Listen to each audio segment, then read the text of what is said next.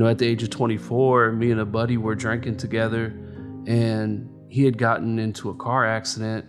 They let me go because I wasn't driving. I was walking home, and I had quite a distance to walk. And I remember just kind of like screaming at the sky. I said, if you really want me to know you, put me somewhere where I can learn about you.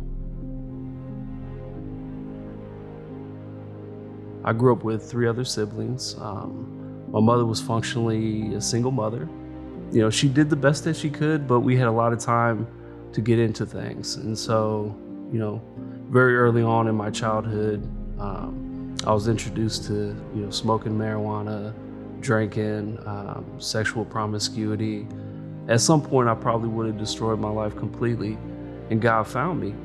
Christ found me on that path, and he gave me an opportunity. He presented me his gospel, and I said yes. I don't look at it as just life-changing. I look at it as life-saving. He literally saved me. Fast forward the clock a little bit, and I get introduced to a guy named Brian.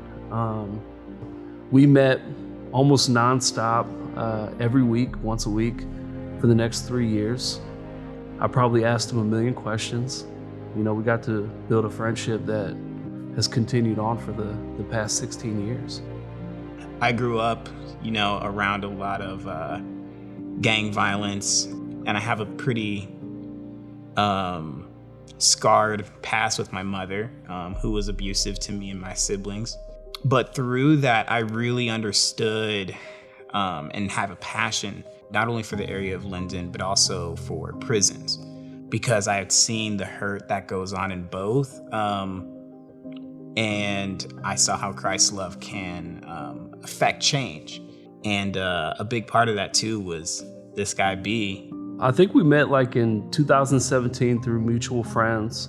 And we ended up talking for like almost an hour. It was a real natural connection. And so I saw someone like B who works in his passion, who is older than me and has been through, life a lot longer than I am.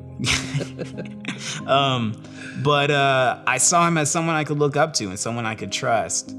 Isaac was like, hey, I want to come and be a part of your Bible study. And, most of the people in my Bible study are, young or married with kids, but he's on the way younger side. So I was a little bit apprehensive, and I tried to talk him out of it. But when Isaac has his mind set on something, he really has thought through it.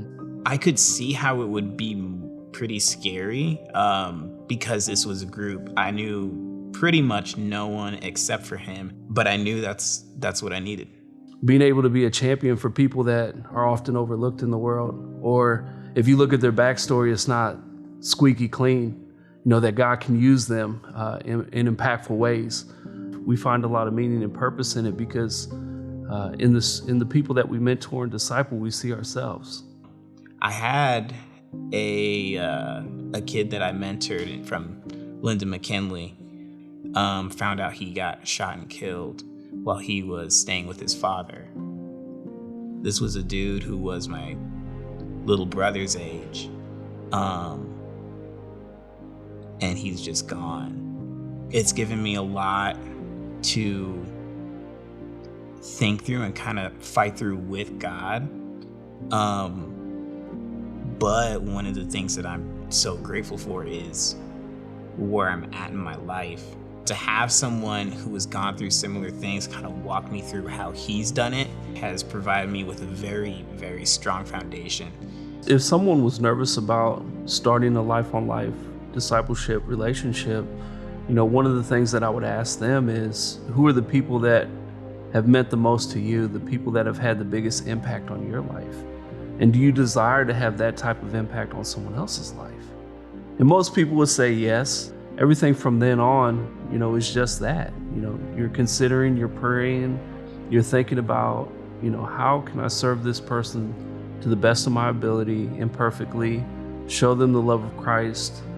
I had set a goal years ago to mentor or disciple 10 men throughout the course of my life. Because it had been such an impact on me, I thought, hey, if I can do this for 10 other people, I'll consider that, a blessed life. A friend of mine challenged me years later. He said, 10 seems like a rather small number. Why don't you aim for 100? And so that's kind of the goal, to mentor, disciple 100 men throughout the course of my life. I think something that, I see in me and B's relationship, and something that I've taken on to other discipleship roles that I have, is really meeting people where they're at and reflecting Christ's love in every aspect. I want to be able to be to the point where I am actively invested in this person, even in the stuff that I don't like.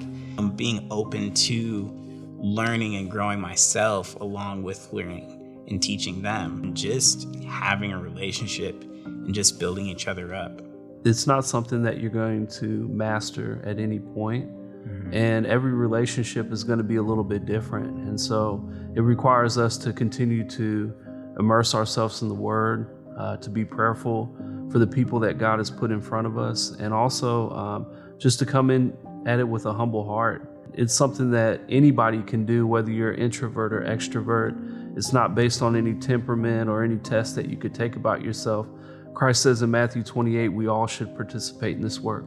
Go therefore and make disciples. And that's a command that he gives all of us. And so if the creator of the universe believes we all can do it, then we all should do it.